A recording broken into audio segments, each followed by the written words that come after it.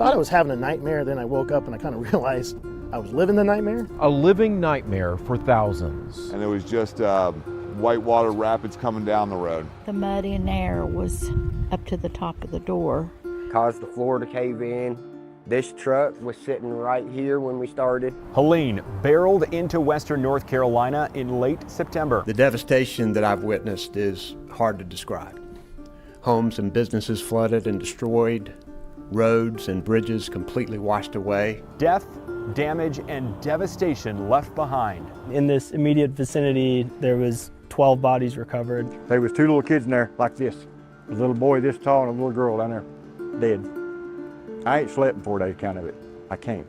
Now we bring you the heartbreak and resilience in the mountains nearly 90 days after Helene. For the next hour, we'll share stories from these communities as the long journey to recovery begins. Everything that you know is gone, just completely gone.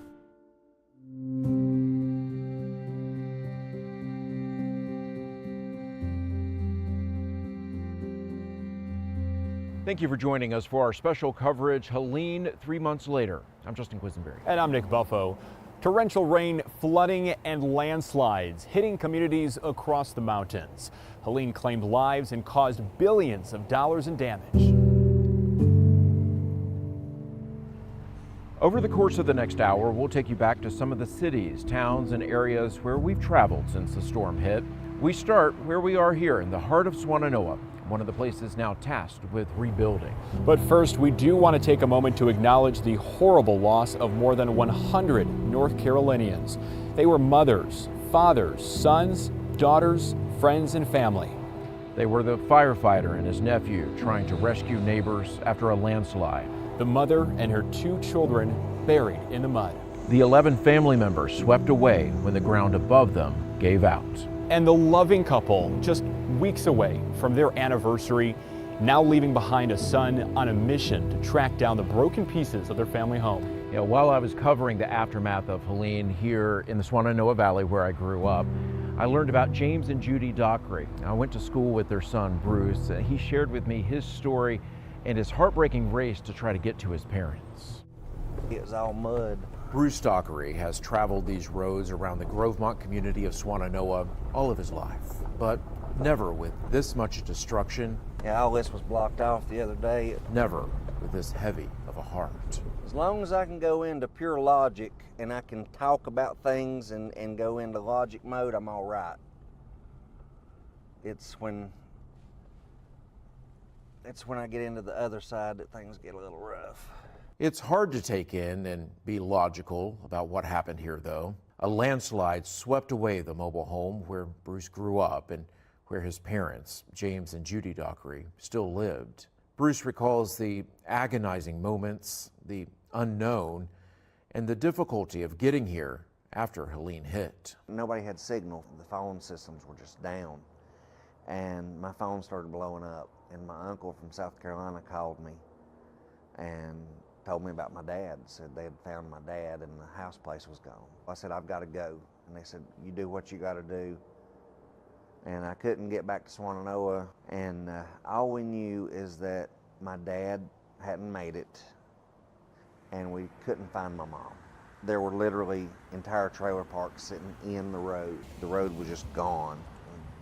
I finally managed to get on the interstate and the bridge at Beacon was gone, so there was absolutely no way to get in. Every back road had a small bridge and every bridge was destroyed.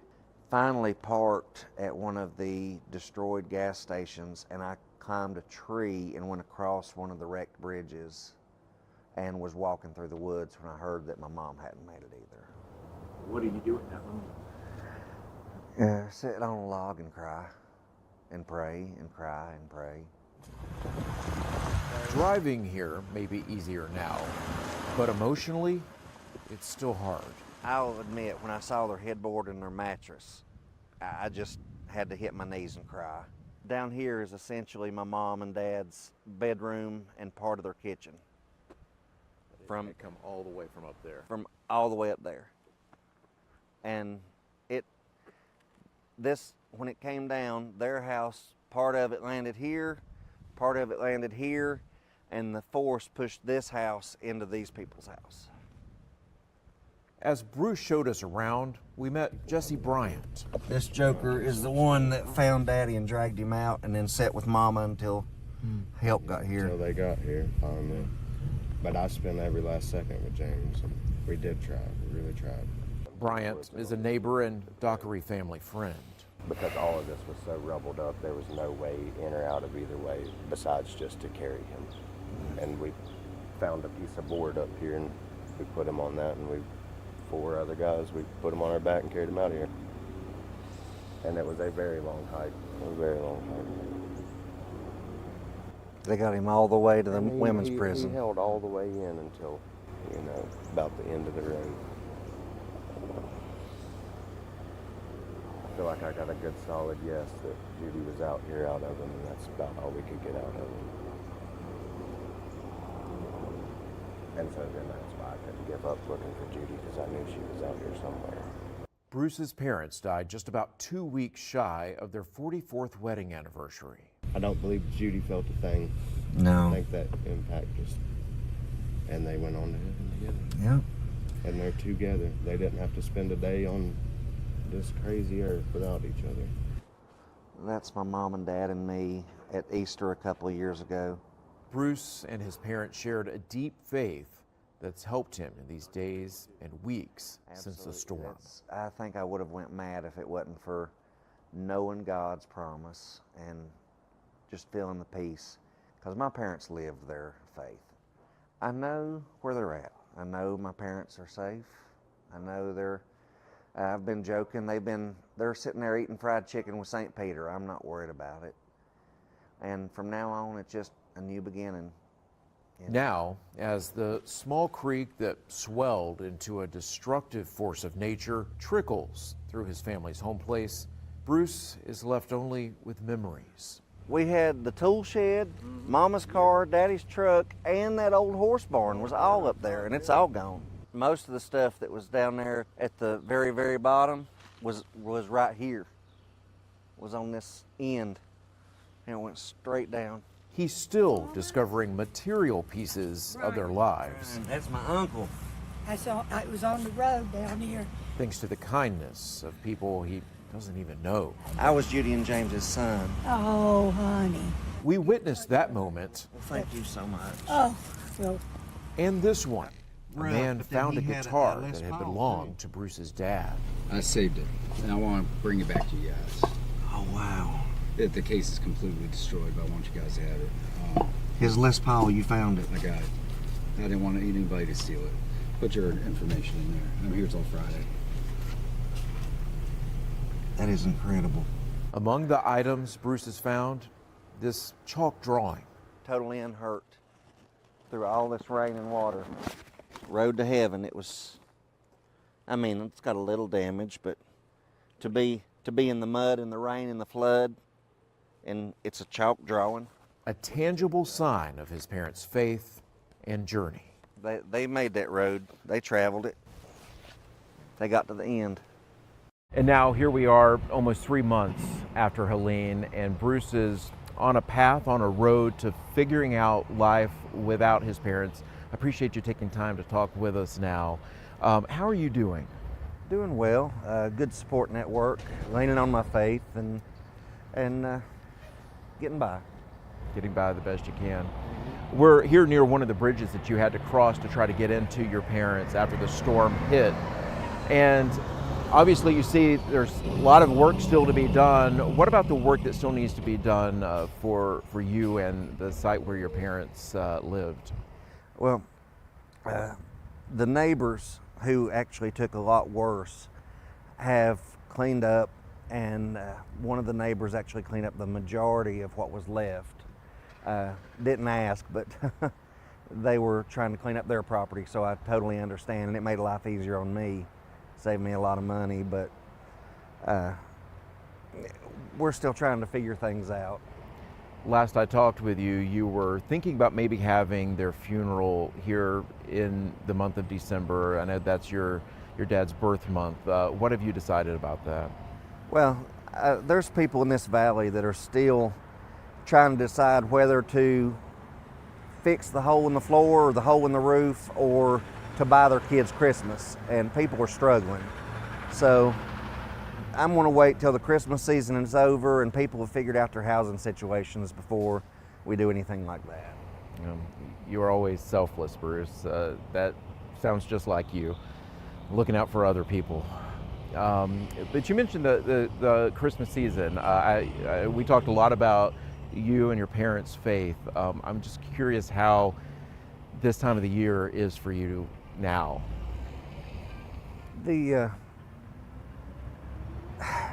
Well, like with Thanksgiving, I had family to look after me and make sure I wasn't alone. And what's really bothered me is hearing certain Christmas songs.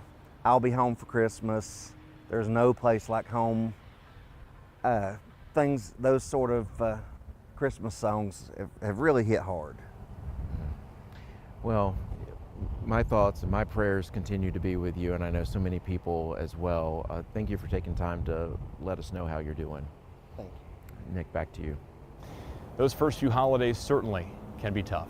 Justin, thank you. When our special coverage continues, we retrace our steps here in Swannanoa and across the region, looking at the devastation that Helene left behind as the trail to recovery begins. We'll be right back.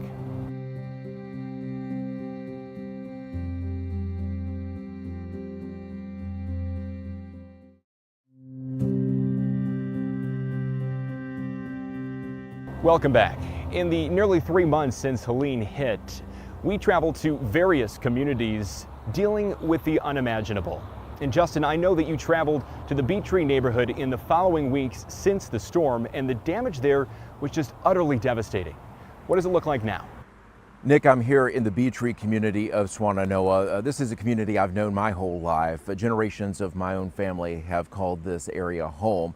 This was one of the worst hit areas of Buncombe County. It's just downstream from the Bee Tree Lake Dam, which is a water source for the city of Asheville. And along the river, you can see how washed out it is all these months after Helene hit. Trees are down.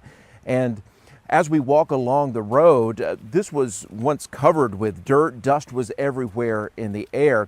And lining this road still, we see trees down. It's a little more organized, but you can tell destruction is still everywhere. This is an area that people are still working to rebuild. We see crews out and about here as we approach 3 months since Helene hit. Some people still can't access their homes via the bridges. They were washed out. And this right here is one of the symbols, I guess you could say, of the Bee Tree community. This is Bee Tree Christian Church. It's been around for more than 150 years. This sanctuary is all that's left. The storm washed away the fellowship hall. This building was built in the 1960s, and you can see inside of it right here. You can still see some pews in there, but this front of the church just opened up after the storm. And look at this creek running right in front of the church. This used to actually run behind the church. And so there's a lot of planning that's going to have to go into trying to figure out the next steps for the church. We do know if they rebuild, they're going to have to raise the church up off of the ground because of the water here in the area. And the church trustee, one of the trustees from the church, tells me that they're looking to other churches who have gone through something similar on how they move forward. It's a tough time for the church. They even lost a church member in the storm. And for now, they're holding services nearby Grovemont in Swannanoa. Nick, back to you. Justin, thank you. You know, seeing those pews sitting still inside that church, surrounded by the devastation, quite striking. Definitely making some progress, but certainly have a long way to go. We want to take you now from here in Swannanoa to Newland, the county seat of Avery County. That's about an hour-and-a-half drive from here. Newland is known for its pine trees, especially this time of year, but it's also a community still dealing with so much devastation left behind from Helene. And as we now face colder months of the year, our Courtney Davis spoke with the mayor there, who is sharing his concerns for his own community. Standing on the street in downtown Newland looks like every other mountain town in December. A sprinkle of leftover snow plowed to the side and Christmas decorations hanging from street lamps and businesses throughout town. But the minute you turn off the main road, you see a much different scene. Debris and work trucks line the streets, and houses like Mayor Derek Roberts are still covered by tarps 3 months after Helene. Yeah, we're completely under tarp on at least 40% of our house. Robert's home sits across the street from a creek. As the storm rolled in, he says he and his family were watching the water levels, not thinking of the swaying trees that line their hilly backyard. There's also a tree that came through right here, and water just started pouring in. So this whole area literally was just water.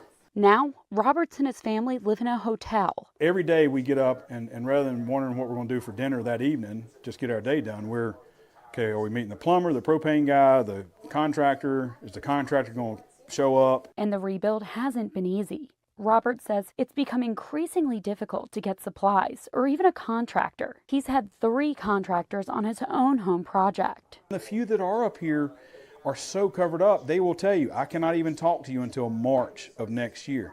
Well, me and my wife can't live in a hotel until March of next year. Still, he says he's one of the lucky ones. Some people still have trees stuck on their houses. There's some people that still trying to find a chainsaw to clean their driveway, which is kind of, shocking to me because we are so far out. Something Robert says he feels like people down the mountain don't realize. My sister from Texas reached out today and was, hey, how are y'all doing? And I saw y'all got snow, y'all skiing. I'm like, skiing?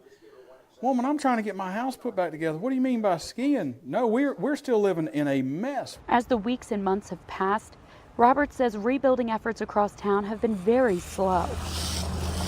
Frankly, the government agencies fell short.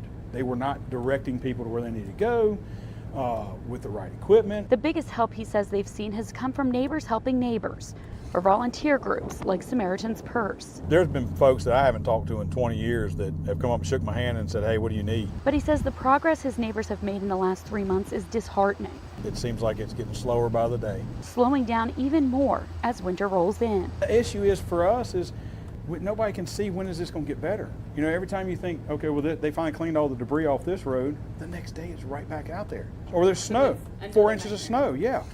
2 weeks ago we had 4 or 5 inches of snow. So it's another cataclysm of crap that you've got to deal with. And without more resources or outside help, he fears it will take not months, but years to return to normal. It just doesn't stop, and I don't know how it's going to.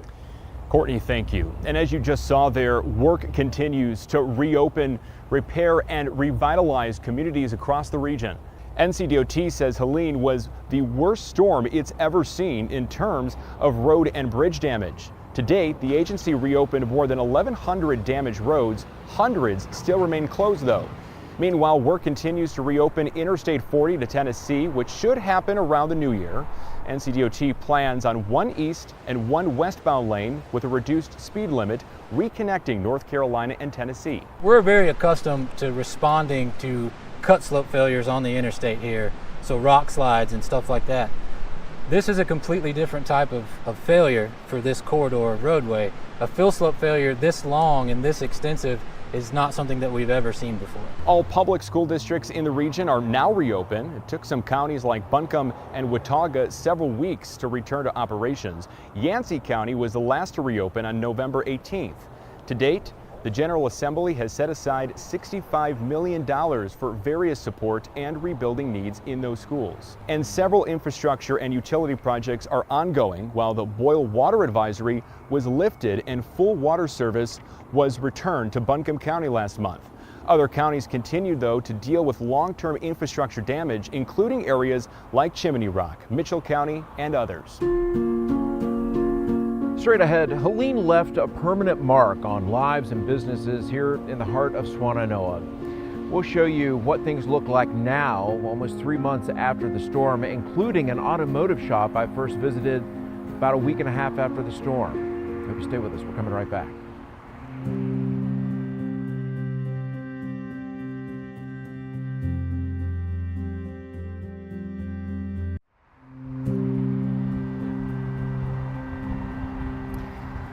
Welcome back.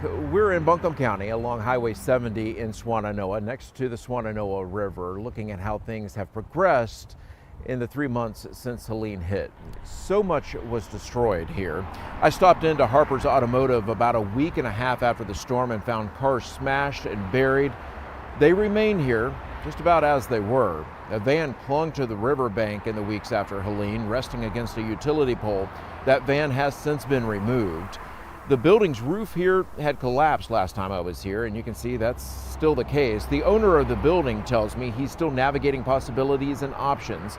He said decisions will be made on it hopefully in January. He owns about half a dozen properties along Highway 70 here, and he has said that everything else is moving pretty slowly. As much cleanup as there has been, so much still remains. And we've even seen people living along the riverbank in tents and campers as we enter these winter months. Nick, back to you. Just incredible to still see the devastation that Helene did to so many areas across western North Carolina.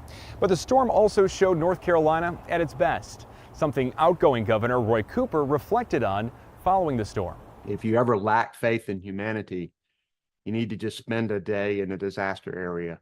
I mean, we have seen it with our own eyes now for months now. Donations and money pouring in from all across the state and nation. As of last month, Cooper said more than $14 million had been donated to the state's disaster relief fund. And that doesn't include the donated goods, equipment, and labor that we have seen across these areas the last roughly 3 months. Our David Ivey shows us a community here in the Swannanoa Valley, just about 2 miles up from the road here, that is helping out its own neighbors. Words are hard to come by when explaining what it's like to see this kind of damage in person. Now imagine what the pain must be like for people who have lived here. Thankfully, the people there are not forgotten. How many miles do you think you've walked over the last few weeks? He was just saying yesterday that he was getting 16 miles a day on here. Jason A. Ward is doing a whole lot more than walking each day. Same tarps, if you are here, will go back on top this He and an army of volunteers are heading up Valley Strong Relief. Every day, they're collecting supplies here at the main camp at what in normal times would be the old Silverado's music venue near Black Mountain. That's changed because of Helene. This is a recovery hub now. They've had people from all over the country bringing in supplies and coming to help whatever way they can. Ever since it started, there's been so many blessings. There's so much tragedy and so much destruction, but the people have came through, and there are so many good people in the world. The red trailer has sleeping bags, tents, and boots. They've collected many supplies brought in by people coming from all over the country. In the short time I was there, cars never stopped coming into the entrance, and they're keeping everybody who works out of here fed and ready to go out and work every day. Everything we ask for, it's here. A lot of people are even in each other's way sometime, and that's a good problem to have, but they don't care. People will go and say they need something, or somebody will say they need something, and then someone will go and it's already covered. Ward has lived here all his life. His family runs a successful hemp farm.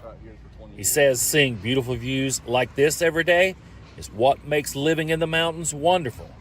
But close by, people are still suffering. And anyone who calls this area home knows firsthand the destruction Helene brought. That's motivation enough to keep going. You never know how much you love your town. You never know how much you love your town until something like this happens. And it's a gut punch. That's the way you can put it. But I don't know, we've just been digging ourselves out. I went to school with Jason, who you just met there in David's story. It's great to see all the work that he and others are doing. And Jason is posting updates frequently on his public Facebook page about the work that he and others are doing there at Valley Strong Disaster Relief at Silverado's. In the next half hour, we take you to one of our state's most popular tourist attractions, as the economy of this region and others like it will need your help to get back on its feet. From the falling leaves to the poured pints, Western North Carolina needs you to come back. Hope you stay with us.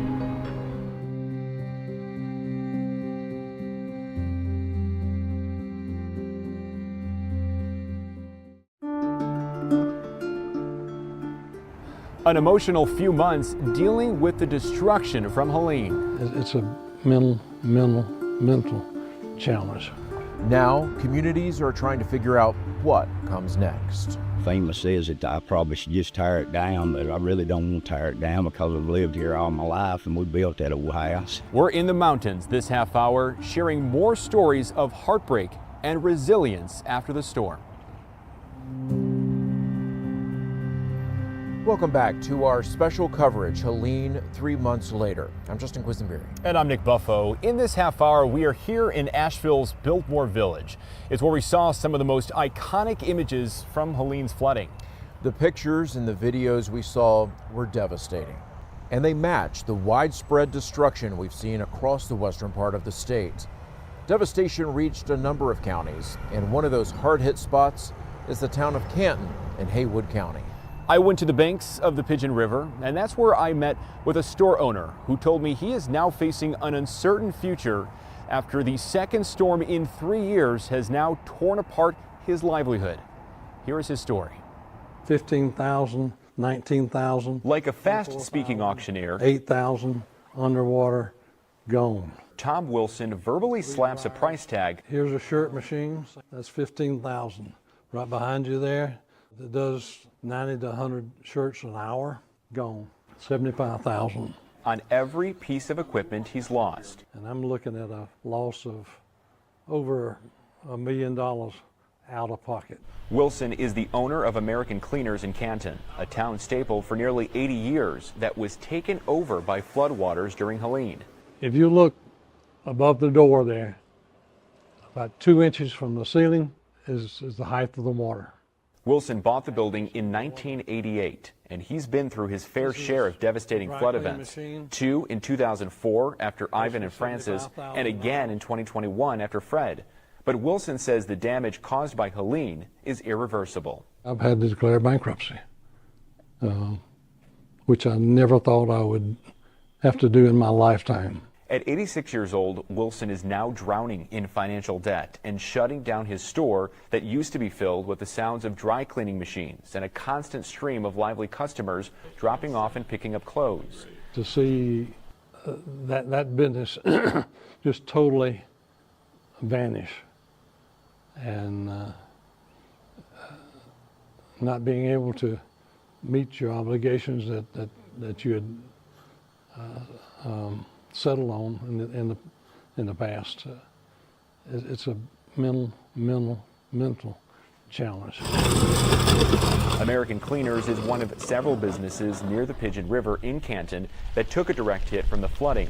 Wilson tells me some of his neighbors are working to come back, something Wilson has been able to do in the past. But this time, he says he's simply out of money. Hopefully someone will come along and buy my building. For what, I don't know.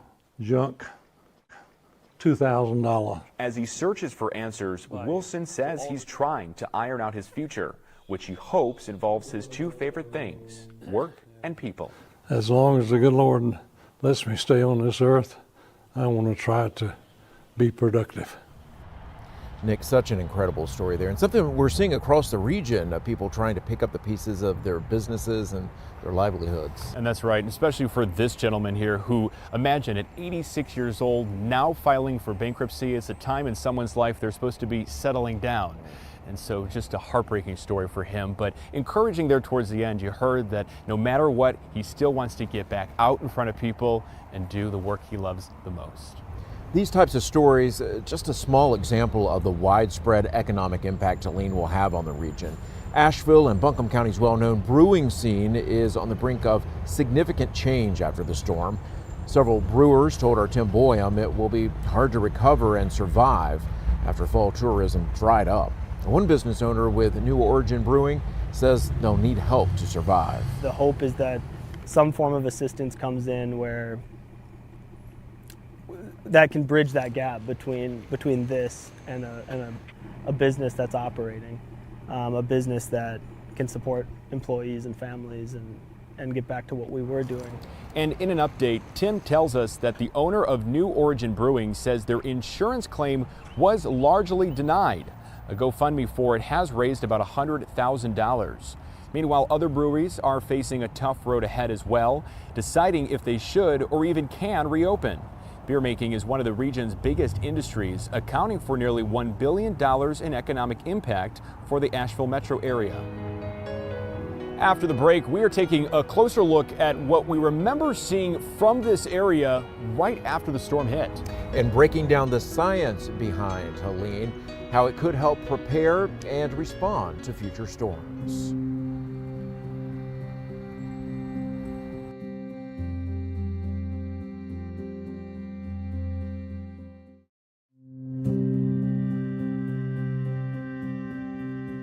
Welcome back to our special coverage. Our team has been traveling to areas like the Biltmore Village for months now. In fact, just a few weeks after the storm devastated this historic neighborhood, I was here to cover a press conference with U.S. House Speaker Mike Johnson, who was here at the time surveying the damage with several government officials. That press conference was actually held just across the street from where we're standing right now, in front of the entrance to the famous Biltmore estate. At the time, that parking lot you see there was still covered in mud. The press conference was being held in front of a giant pile of debris. As you can see, that mud has since cleared out of the way and that debris has been removed. The Biltmore estate, in fact, now fully back open, celebrating its annual Christmas at Biltmore event. It's when you get across the street where you still see the remnants of Helene, gutted out historical buildings and some road closures, although this road that we are standing near right now was still shut down with a giant pile of debris, mud covering this road as well. As you can see, of course, that has all been cleared out. The road now fully back open, but there are just so many buildings, so many businesses and business owners whose future remain unclear. Businesses like this historic McDonald's that you most likely have been to if you visited the estate. It was once dubbed the world's fanciest McDonald's. Unfortunately, now boarded up and a metal fence wrapping around the perimeter, as the future for this building remains unclear. And so many other buildings are still gutted. It looks like the devastation just occurred yesterday. So while some progress has been made in areas like the Biltmore Village and like in Swannanoa, still a very long way to go till we see a full recovery and this area bustling once again.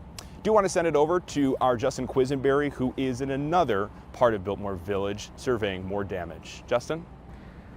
Nick, thanks for that. It's such an iconic spot here in Asheville and the mountains, and I've got so many personal memories in Biltmore Village. It's tough to see it that way.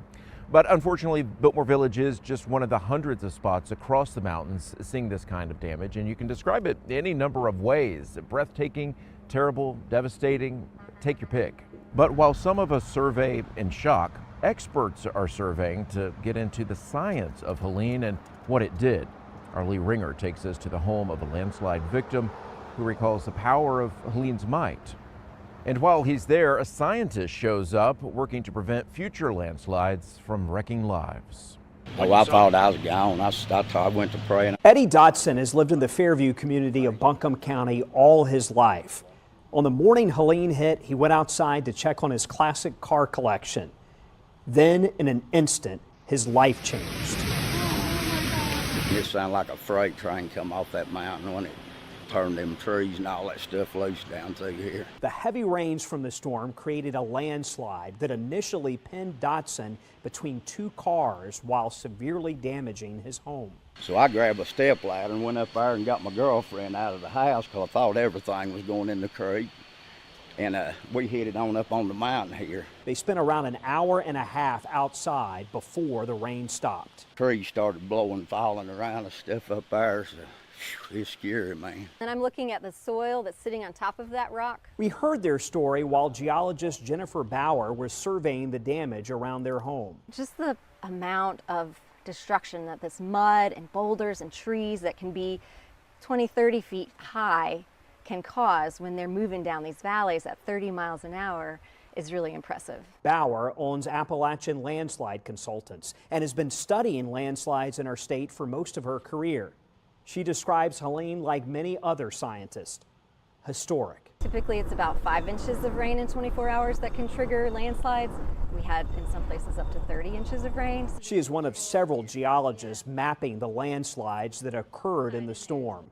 Bauer says many appear to have occurred where landslides have happened in the past. If we have an inventory of them showing where they've happened, then we can inform people about that, and then maybe they can make decisions about where they want to put their homes, where they want to be during storm events. It'll take time, and I'll have to replace them facial boards where the deck jerked them holes in them. That will help Dotson and many others with the tough decisions that lie ahead. If I can get built back, I mean, FEMA says that I probably should just tear it down, but I really don't want to tear it down because I've lived here all my life and we built that old house. Rebuilding from Helene will be a difficult process that will continue for months and in some cases, years. It's just my faith and belief in the Lord. He's getting me through it. I just have to pray to him, ask him to help me every day. That's a fascinating and heart-wrenching story there on how these storms and all that water can literally move mountains. And the geologist that you just met there in that story, Jennifer Bauer, is one of many scientists and weather experts that are surveying these areas to try to get every bit of insight to better prepare for future storms. Lee caught up with one of the students in our state who might one day be doing work like Jennifer, tracking and analyzing storm data to keep others safe. Lee visited the North Carolina School for Science and Math in Morganton to see why these young people are taking an interest in tracking the climate. I think it would be really interesting to study how these kind of storms impact all kinds of animal behavior and relations with each other. It's such important work which will need to be continued by future generations. The future of weather and future of these communities all unclear. Tourism is the lifeblood of so many mountain counties, bringing in millions of tourists and millions of dollars. When our special coverage continues, we conclude with the future of tourism up here. Why so many communities want you to come and stay and spend.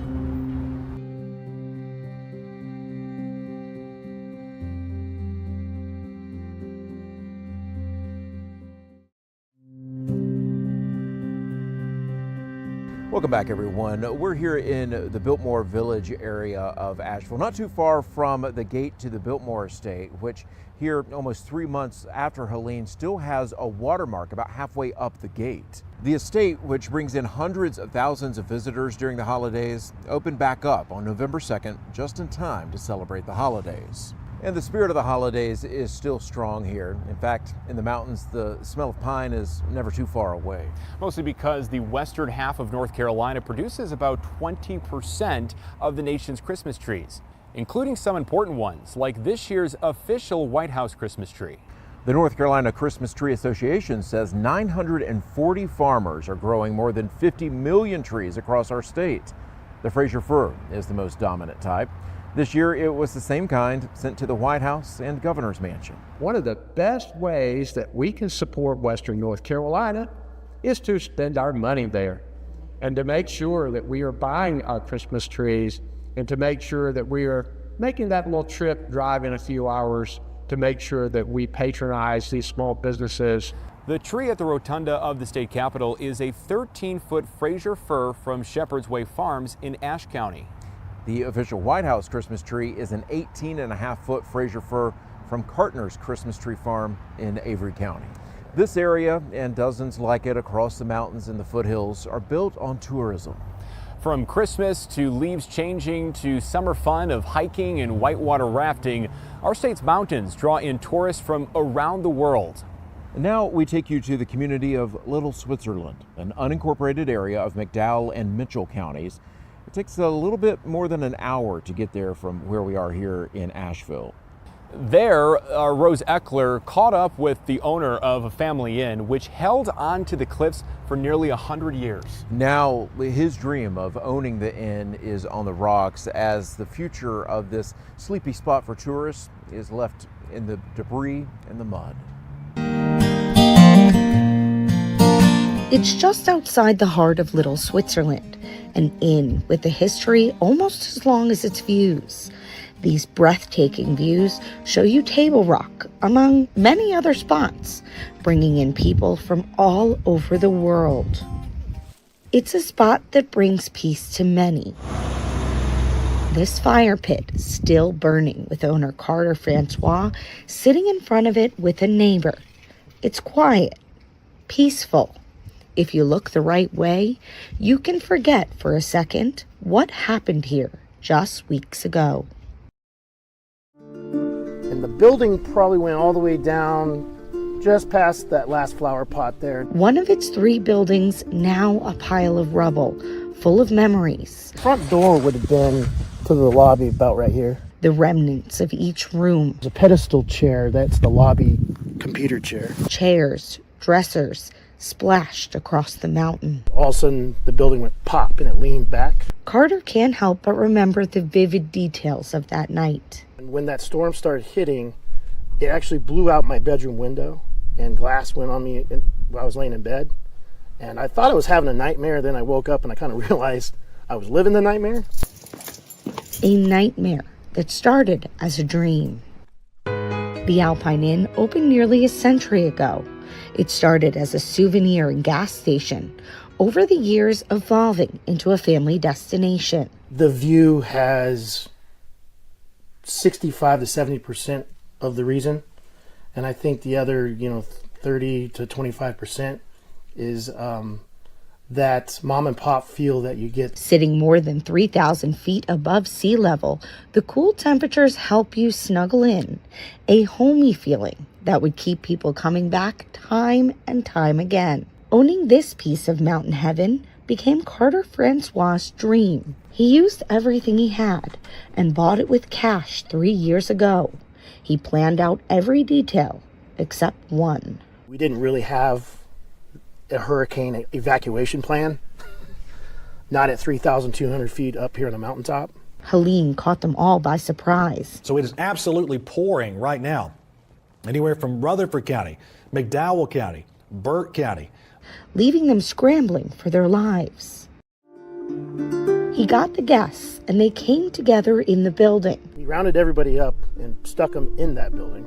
It was blowing still, it was raining still, and the front door started not latching. Still, something was wrong, so they moved to the building next to it. I started hearing a pop, pop, pop, which right behind us here, that was the road going, the asphalt leaving us, and because that started sliding first. That's when the deck attached to the one they were previously in went tumbling down the mountain. All these foundations are held together with big ship chains from like cargo ships, and they're attached to that mountain right there.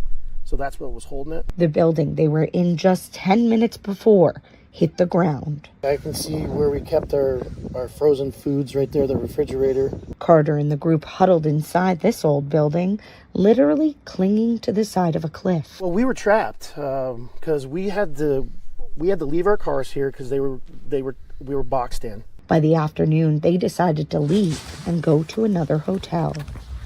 We looked like we just went through a war zone. We went through 2 mudslides, down power lines that you're not sure are live, telephone lines up and over trees. It took us 3 hours to go 1.2 miles. Nancy Ricker was there. I lost my shoes about 15 times. I mean, literally you'd step and the mud would just up to your knees. She grew up at the Alpine Inn. Seeing it now is hard. The main building destroyed, the second condemned, and the third damaged. People think that, oh, you can just, and everything's going to be fine again. No, nothing around here is ever going to be the way it was. Carter says he poured all his life savings into the building. Forced water inside here and pushed the roof or the ceiling down. I can't pay for it twice. I'm going to need help. Still, he has hope. It's down for the count for now, but I don't think we're out just yet. Carter wants to come back.